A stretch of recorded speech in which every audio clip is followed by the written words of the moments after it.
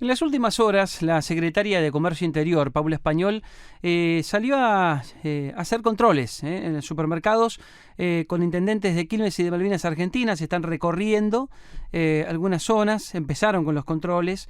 Lógicamente al gobierno le preocupa mucho lo que pueda llegar a pasar en materia de precios. Yo insisto con esto, me parece que el tema precios del mercado interno va a ser el gran tema del año.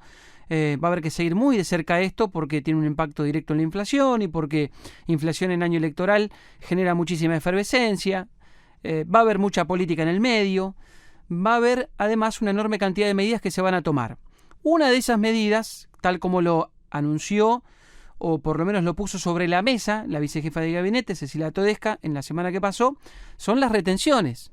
Son una herramienta que el gobierno suele tener a mano para intervenir en este tipo de situaciones. Es la única, no, hay varias, pero la verdad es que Nobleza Obliga, uno de los que lo advirtió hace mucho tiempo, con valores altos en los commodities, fue Enrique Erice, el presidente de Novitas, a quien tenemos ahora mismo en comunicación con nosotros. Enrique, ¿cómo estás? Daniel Aprile te saluda, buen día.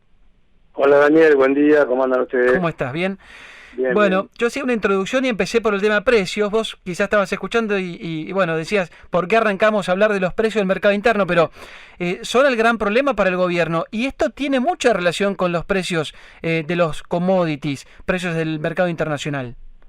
Sí, claro que sí, por eso yo, la última vez que hablamos, te decía el riesgo, para mí es muy alto. El gobierno, en primer lugar hay que reconocer que el gobierno solamente puede subir de trigo y maíz de 12 a 15 por un simple firma en un asunto administrativo, ¿no? Cambio de soja está en 33, o sea, no pueden subir, salvo tiene que ir al Congreso. Claro. Pero yo creo que en el Congreso se consiguen las firmas, porque el impuesto, el derecho de exportación es un impuesto no coparticipable, con lo cual es muy tentador para el gobierno decir a los diputados, bueno, vamos a coparticipar esto y con eso suma votos, ¿no? Así que yo creo que es un riesgo muy alto. Y además, los últimos días ya la viceprimer ministra Todesca lo dijo con toda claridad.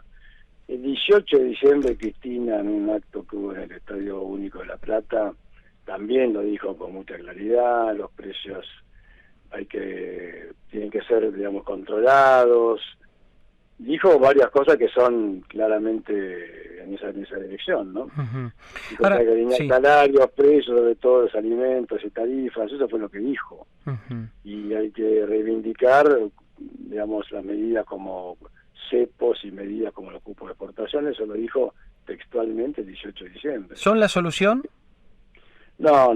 Bueno, es mucha plata, ¿no? Digamos, depende, digamos, de cuánto estemos hablando, de qué porcentaje, pero yo creo que al gobierno en un año electoral, como vos decías recién en la introducción, es plata que le suma, ¿no? Y además creo que también ellos especulan con que la opinión pública, que digamos que está viviendo un momento tan angustiante, y los precios de los commodities en todos los días en los diarios, que sube la soja a $500 y demás, da para que el gobierno venda la noticia como algo, digamos, como un aporte del campo a un momento difícil, ¿no? Ahora, ¿y si los commodities bajan? Es decir, todos estamos pendientes de lo que pasa en el mundo con el coronavirus. Si las vacunas dan resultado y la economía a nivel global repunta, claramente va a haber un despertar del consumo en muchos países. Eso va a impulsar probablemente el precio de los alimentos, que ya lo advirtió la FAO, están por encima de lo normal en cuanto a incremento de precios. Esto va a traccionar también el valor de los commodities. Ahora, ¿y si esto se vuelve a complicar? ¿Cómo haces para administrar este tipo de políticas en función de una cuestión sanitaria? No, claramente las políticas son erróneas, yo creo que es un error, las retenciones son un impuesto retrógrado. Además, el tema de los alimentos tampoco es cierto, porque el trigo incide un 10% en el precio del pan y el maíz en el precio del pollo incide en menos del 18%. Además, Brasil también tiene commodities en precios altos, Uruguay también, Paraguay también, y no tienen cero retenciones. Así que es todo un verso, digamos, que de los cuales ya estamos acostumbrados, pero bueno, es lo que hay. ¿Y cómo hacen para tener inflaciones de un dígito y no tener retenciones y no tocar esas medidas? porque tiene una economía que no solamente depende de este sector, porque tiene una economía que ha crecido en otro lado. Fíjate vos que antes de ayer estuvo reunido Bolsonaro con la calle Pou hablando de ampliar el Mercosur. Son países con políticas distintas, o sea, es más, Brasil, cuando Lula era presidente, un tipo de izquierda, eso no se puede negar, él decía la soja es el motor el sector agropecuario brasileño es el motor de la economía brasilera. Llegué manija, yo estaba el año pasado, el anteaño, en Mato Grosso, fuimos de visita, recorrimos, y realmente es impresionante. Y ellos también tienen la soja a $500, ojo, hay más. Allá los productores cobran $500 por la soja, acá cobran 170 en la Argentina, esa es la verdad. Así que toda esa excusa es falsa. Además de que es un impuesto que para mí no sirve, la excusa tampoco es válida, porque en otros países, entonces la pregunta que tiene que hacerse es cómo hace Brasil, cómo hace Uruguay, cómo hace Paraguay, que también son países excedentarios en soja para que no se les escape la inflación los alimentos. O sea, en realidad el impacto del trigo en el precio del pan es absurdo. Entonces son otras cuestiones de la cadena comercial que tendrían que revisar. Lo que pasa es que es más fácil subir las retenciones, esa es la verdad. ¿Qué otras cosas? Esa es la única verdad. ¿Pero qué otras cosas habría que tocar o se podrían tocar para no llegar a las retenciones? Bueno, por ejemplo, digamos, el tema de la carne, viste, termina con la media res, entonces viste que el asado, la gente quiere asado, la gente no quiere lomo, que el lomo se exporte a precio de cuota Hilton espectaculares y acá queda el asado. Claro. Pero viste que acá enseguida te saltan a la yugular, te dicen, no, ¿qué me das? Asado, yo quiero lomo ahora. Cuando le das asado barato te dicen quiero lomo. Sí, tal cual.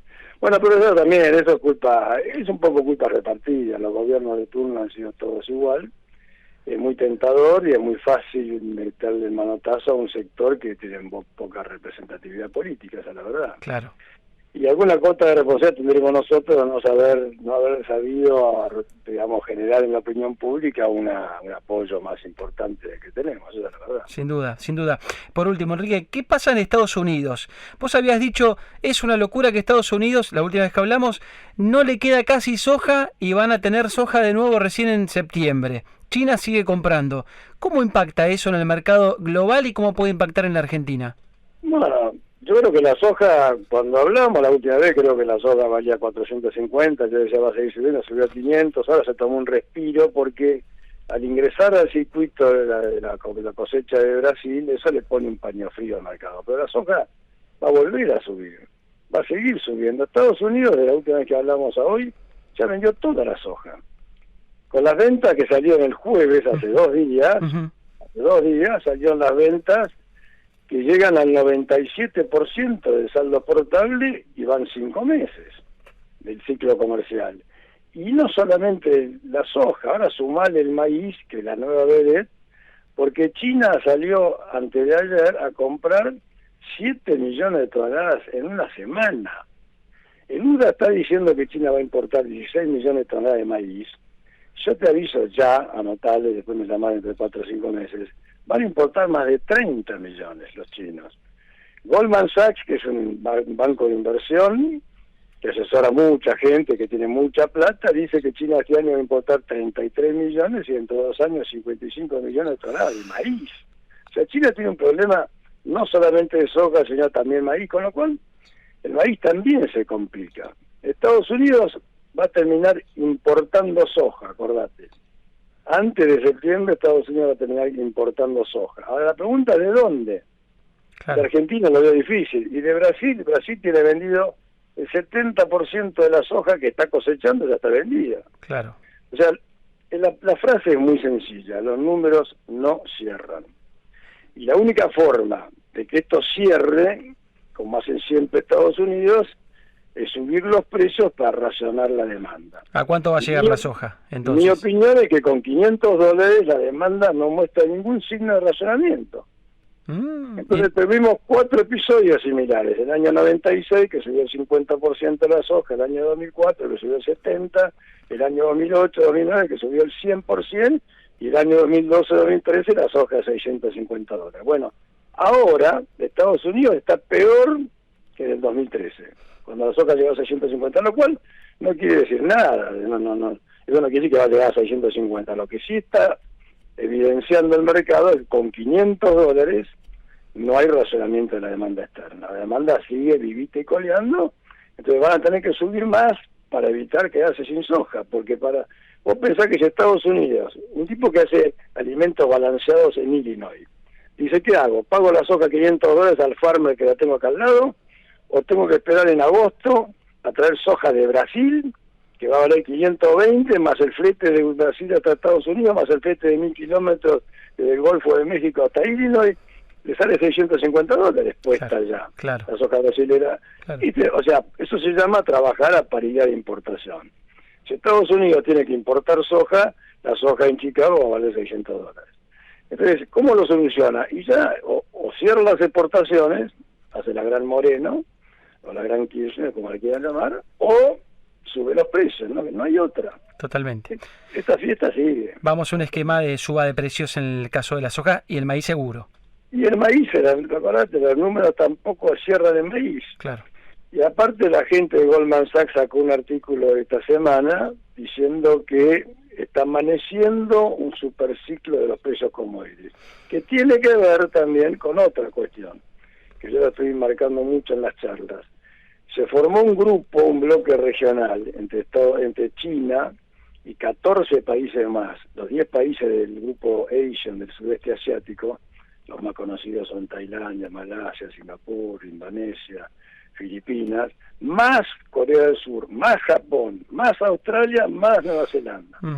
Esos tipos van a mejorar el PBI de todos esos países, el PBI per cápita va a subir, el poder adquisitivo de la gente va a subir, los hábitos de consumo van a mejorar, y son todos países deficitarios en alimentos. Ya está, ya se armó. Claro. Tenemos por delante no meses buenos, yo diría más de 2 o 3 años buenos de precios. Porque esta crisis, como otras veces, la crisis del 2012-2013 fue por una seca en Estados Unidos. Hoy tenemos la soja, que no queda soja en Estados Unidos, pero no, la cosecha fue buena.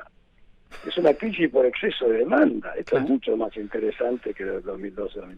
Me quedo con tu frase, tenemos 2 o 3 años buenos de precios. Gracias, Enrique, como siempre, un abrazo. Un abrazo, gracias. Cuídate mucho. Enrique Erice, presidente de Novitas. Mamita, qué cantidad de datos que nos dejó. No me da la cabeza ya para procesarlos. Vamos a hablar de este tema seguramente después de las noticias. Servicio informativo aquí en Radio 10.